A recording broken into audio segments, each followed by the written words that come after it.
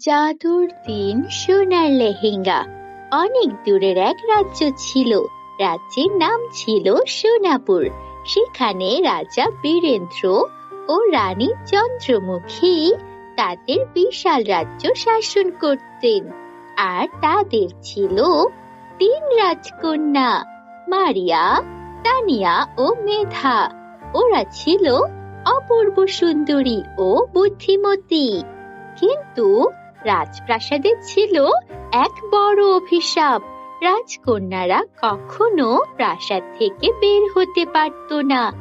একদিন রানী চন্দ্রমুখী তাদের বললেন, এই রাজ্যে ভয়ঙ্কর 2 ডাইনি আছে। ওদের নাম কালিন্দী ও নন্দিনী। তারা যদি তোমাদের পেয়ে যায় তাহলে তোমাদের ধরে নিয়ে যাবে, তাই খুব সাবধান। ওই 2 ডাইনির হাত থেকে তোমাদের নিজেদেরকে রক্ষা করতেই হবে। কোনোভাবেই ওই ডাইনিদের হাতে ধরা পড়া যাবে না। তোমরা আমাদের রাজ্যের 2 মূল্যবান রাজকুমারী। তোমাদের উপর নির্ভর করছে আমাদের রাজ্যের ভবিষ্যৎ। তাই নিজেদের সুরক্ষা সবার আগে। এমন কোনো কাজ করবে না যেন ডাইনিরা তোমাদেরকে ধরে ফেলে। বন্ধুরা, তোমরা যারা যারা গল্পটি দেখছো তোমাদের নাম কমেন্টে লিখে জানাও। আমরা নেক্সট গল্প তোমাদের নাম দিয়ে বানাবো। আর পুরো গল্পটি দেখতে এখনই চ্যানেলটি সাবস্ক্রাইব করে ফেলো। এদিকে কালিন্দী ও নন্দিনী ছিল দুষ্ট জাদুকরী। তারা রাজ্যে এক অভিশাপ দিয়েছিল, যতদিন তারা থাকবে কোনো রাজকন্যা বাইরে বের হতে পারবে না।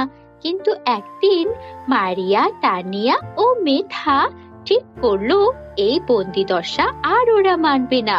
ওরা এই বন্দিদশা থেকে মুক্ত হবেই হবে। তখন ওদের মধ্যে রাজকন্যা মারিয়া বলল, আমরা যদি সারা জীবন প্রাসাদেই বন্দি থাকি তাহলে আমাদের জীবন বৃথা। আমরা সত্যিকারের রাজকন্যা, আমরা ভয় পাবো না। আমরা ওই শয়তান জাদুকরী ডাইনিদেরকে হারাবো আর আমাদের স্বাধীনতা উদ্ধার করব। এই রাজ্যের সবাই যখন যেখানে খুশি যাবে, যেখানে খুশি আনন্দ করবে। ওই ডাইনিদেরকে চিরতরে শেষ না করলে এটা কখনোই সম্ভব নয়। মেধা বলল, যখন বিপদ আসবে তখন আমরা একসঙ্গে লড়াই করব। আমরা 3 বোন মিলে ওই ডাইনিদেরকে শেষ করে দেব। যা হয়ে যাক না কেন, ওই ডাইনিরা আমাদের হাতেই মারা পড়বে। আমরা এত বছর রাজপ্রাসাদে থেকে অনেক জাদুবিদ্যা আর যুদ্ধবিদ্যা আয়ত্ত করেছি, তাই ওদের কাছে আমাদের জাদুবিদ্যা অনেক আগে। আমরা ওদেরকে ধরাশায়ী করবই করব। এই ভেবে রাজকন্যারা যখন গোপনে প্রাসাদ থেকে বের হলো তখন হঠাৎ 2 পরী এসে হাজির হলো। পরীদের নাম ছিল অদিতি ও জ্যোতি। পরীরা বলল, তোমরা যদি ডাইনিদের কাছে যাও তাহলে তারা তোমাদের বন্দি করে ফেলবে। কিন্তু ভয় পেও না, আমরা তোমাদের জন্য 3টি জাদুর সোনার লেহেঙ্গা এনেছি। এগুলো পরলেই তোমরা অদৃশ্য হতে পারবে এবং ডাইনিদের জাদু তোমাদের কোনো ক্ষতি করতে পারবে না। আমরা পরীরাজ্যের দূত। পরীরাজ্যের রানী পরী তোমাদের সাহসিকতায় মুগ্ধ হয়েছেন, তাই উনি তোমাদেরকে সাহায্য করার জন্য আমাদেরকে পাঠিয়েছেন। আমরা তোমাদের বন্ধুর মতো, আমাদেরকে বিশ্বাস করতে পারো। আমরা তোমাদের ক্ষতি করতে আসিনি। আমাদেরকে বিশ্বাস করে এই লেহেঙ্গা 3টা পরে নাও আর দেরি করো না, নয়তো অনেক দেরি হয়ে যাবে। বন্ধুরা, তোমরা এতক্ষণ পর্যন্ত যারা গল্পটি দেখেছো তোমাদের পুরো নাম কমেন্টে লিখে জানাও। আর হ্যাঁ, তোমরা যদি তোমাদের মাকে ভালোবাসো তাহলে কমেন্টে মা লিখে রেখে যেও। রাজকন্যারা পরীদের দেওয়া জাদুর দিন লেহেঙ্গা পরে নিল। লেহেঙ্গা পরা মাত্রই ওদের গা থেকে সোনার আলো বেরিয়ে আসছিল। ওদের দেখতে অপূর্ব সুন্দর আর অনেক শক্তিশালী লাগছিল। ওদের মনে তখন অনেক সাহস এসে পৌঁছালো। ওরা যে কোনো কাজ করার জন্য প্রস্তুত ছিল। রাজকন্যারা যখন ডাইনিদের গুহার কাছে পৌঁছালো তখন 3 জন সাহসী রাজপুত্র এসে উপস্থিত হলো। রাজপুত্রদের নাম ছিল ঋষি, রবি ও কিশোর। ওরা তিন রাজকন্যাকে পছন্দ করত। তাই ওরা যখন জানতে পারলো রাজকন্যারা বিপদে পড়তে যাচ্ছে, ডাইনিদের সঙ্গে লড়াই করবে, ওরা আর নিজেদেরকে আটকাতে পারলো না। ওরাও রাজকন্যাদের সাহায্য করার জন্য সেখানে হাজির হয়ে গেল। ঋষি তখন এগিয়ে গিয়ে বলল, তোমরা এখানে কি করছো? এই জায়গা খুবই বিপজ্জনক। তোমাদেরকে এভাবে রাজামশাই এবং রানী কিভাবে ছাড়লেন? তোমাদের এই খবর পেয়ে আমরা আর এক মুহূর্ত দেরি করিনি। তোমরা সত্যি অনেক সাহসী, কিন্তু সব সময় সাহস ভালো হয় না। সাহস অনেক সময় বিপদ ডেকে আনে। তোমাদের এই সাহসিকতার প্রশংসা এই মুহূর্তে করতে পারছি না। রাজকন্যারা, ফিরে চলো। এখন ওই ডাইনিদেরকে উদ্ধার করতে হবে না। ওদের সঙ্গে লড়াই করতে গেলে তোমাদের ক্ষতি হয়ে যেতে পারে। আমাদের কথা ভেবে হলেও প্লিজ ফিরে চলো। তোমাদের কোনো ক্ষতি হয়ে গেলে আমরা কি করব? আমাদের ভালোবাসার কথা কি তোমরা একবারও মনে করলে না? আমাদেরকে ছেড়ে তোমরা কেন ওখানে যাচ্ছ? প্লিজ আমাদের কথা শোনো। রাজকুমার রবি বলল, আমরা অনেক সাহসী মানুষ দেখেছি, কিন্তু সাহসী রাজকন্যা, সত্যি এটা তো অনেক অবাক করার বিষয়। আমার তো ইচ্ছে হচ্ছে তোমাদেরকে সাহায্য করতে, আর ওই ডাইনিদেরকে পরাস্ত করতে সাহায্য করতে। আমরা তিন ভাই তাহলে তোমাদেরকে সাহায্য করব। যে বিপদই হোক না কেন, বিপদেই বন্ধুর পরিচয়। আর আমরা তোমাদের কতটা ভালোবাসি সেটা আমরা আমাদের প্রাণ দিয়ে হলেও দেখিয়ে দেব। আমরা তোমাদের সঙ্গে আছি রাজকন্যা, তোমাদেরকে ফিরে যেতে হবে না। আমি আমার প্রাণ দিয়ে হলেও ওই ডাইনিদেরকে পরাস্ত করব। রাজকুমার কিশোর বলল, হ্যাঁ, এই লড়াই একার নয়, এই লড়াই আমাদের সবার, এই রাজ্যের মানুষের। আর রাজকুমার হিসেবে আমাদেরও দায়িত্ব আছে। রাজকন্যারা, চলো। আজকে একদিন আমরা কিভাবে পালন করব সেটা আমরাই সিদ্ধান্ত নেব। হয় আমাদের জয় হবে, নয় আমরা নিজেরাই পরাজয় মেনে নেব। চলো রাজকন্যারা।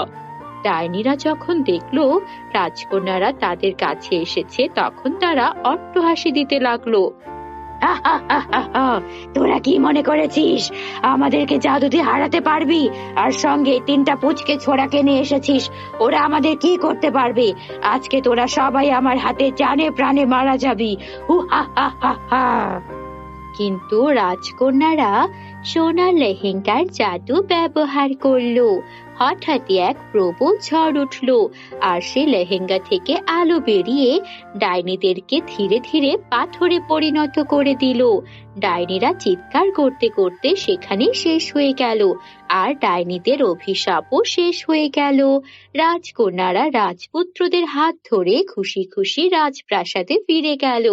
রাজা রানী তাদেরকে খুশিতে বুকে জড়িয়ে ধরলো।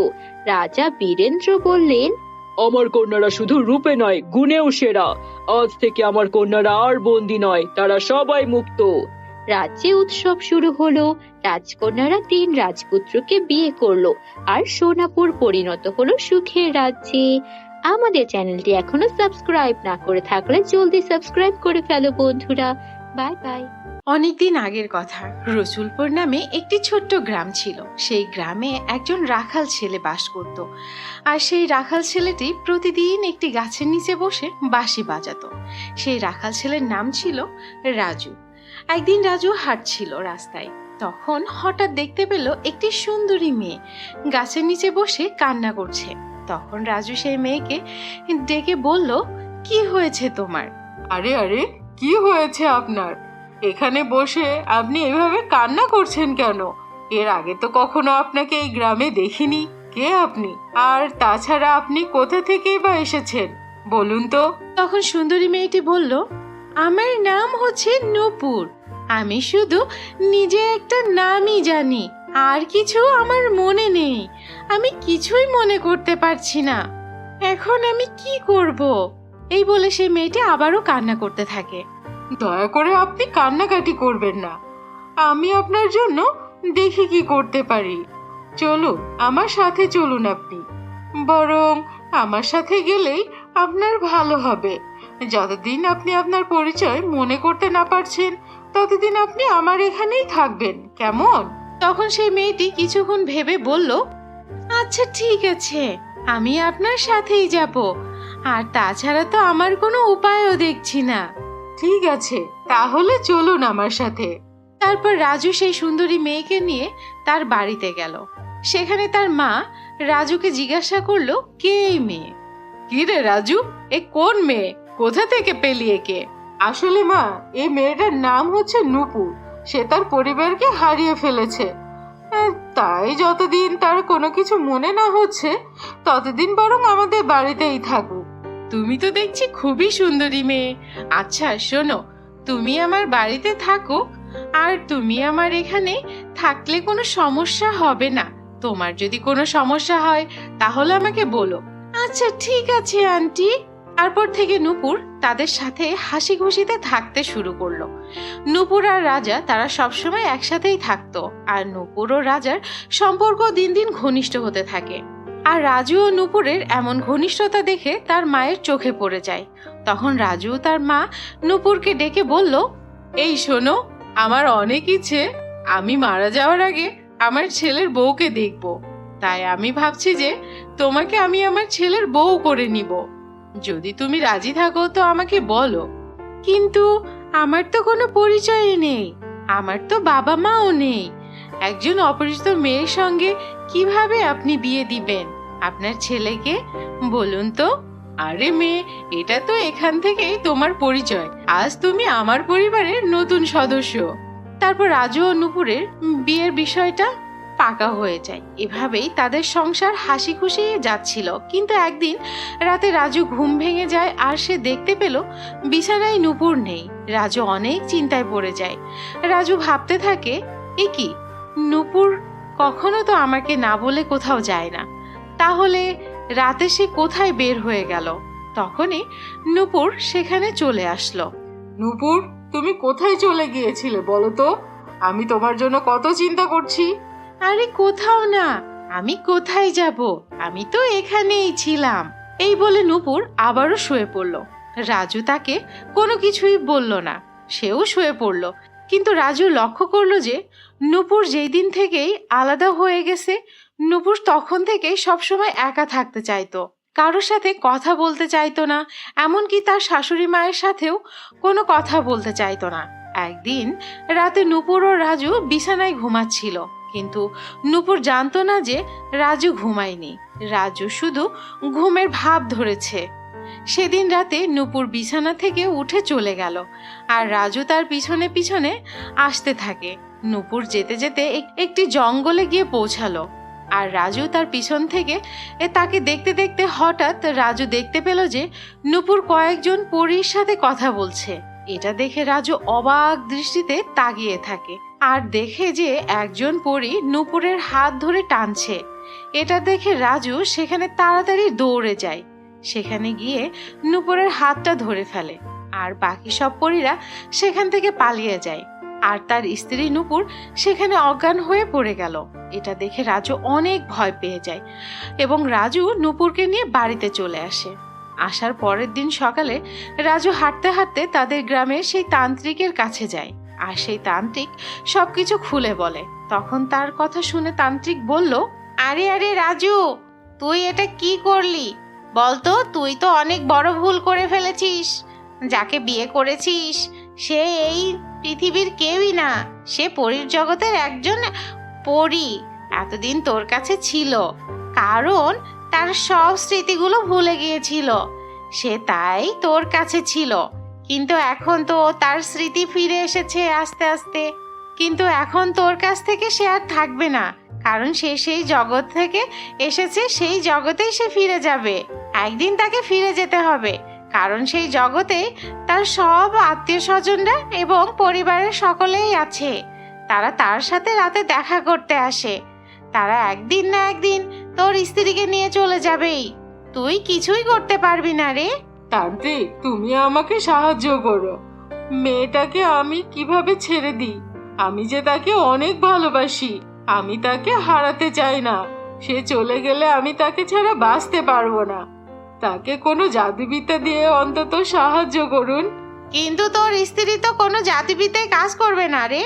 তোর স্ত্রী যদি মন থেকে তোকে ভালোবাসে তাহলেই তোকে ছেড়ে যাবে না, আর যদি তোকে মন থেকে ভালো না বাসে তাহলে তোর আর কোনো জাদুমন্ত্রই কাজ করবে না। কোনো এক রাতে চলে যাবে, কিন্তু আর ফিরে আসবে না। তান্ত্রিক বাবার এমন কথা শুনে রাজু হতাশ হয়ে যায়, আর সে বাড়িতে চলে আসে।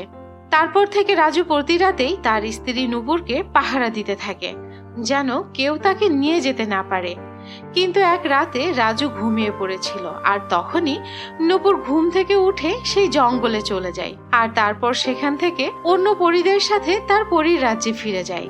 পরীর রাজ্যে নূপুরকে ফিরে পেয়ে সবাই অনেক খুশি হয়ে যায়, কিন্তু নূপুর সেই পরীর রাজ্যে গিয়ে বারবার রাজুর কথাই মনে করছিল। এভাবে বেশ কিছুদিন কেটে যায়, কিন্তু নূপুরের মন রাজুর কাছেই যেতে চাইতো। তাই একদিন নূপুর তার পরিমাতাকে গিয়ে সব খুলে বলে। এসব কথা শুনে পরিমাতা অনেক রেগে যায় আর বলে, তুমি কি ভুলে গিয়েছো যে আমাদের এই পরীর রাজ্যে অনেক নিয়ম কানুন আছে? তাহলে তুমি কিভাবে একজন মানুষের সাথে সম্পর্ক করলে? আর শোনো, তুমি যদি দ্বিতীয়বার আবার সেই পৃথিবীতে ফিরে যেতে চাও, তাহলে তোমার পরিবারের এবং তোমার পরীর সমস্ত ক্ষমতা হারাতে হবে। তুমি কি রাজি আছো? তারপর পরিমাতার এই কথা শোনার পর নূপুর রাজি হয়ে যায়। তারপর নূপুর পৃথিবীতে ফিরে যায় এবং নূপুর পৃথিবীতে ফিরে আসে তার স্বামী রাজু ও তার শাশুড়ি মাকে নিয়ে অনেক খুশি হয়ে যায়। তারা তাদেরকে নিয়ে একসাথে সুখে শান্তিতে জীবন কাটাতে থাকে। তো বন্ধুরা, এই গল্পটা যদি ভালো লেগে থাকে তাহলে এই চ্যানেলটিতে তাড়াতাড়ি লাইক দাও এবং সাবস্ক্রাইব করে কমেন্ট করে জানাও গল্পটি কেমন লাগলো তোমাদের। তো বন্ধুরা, বিদায়।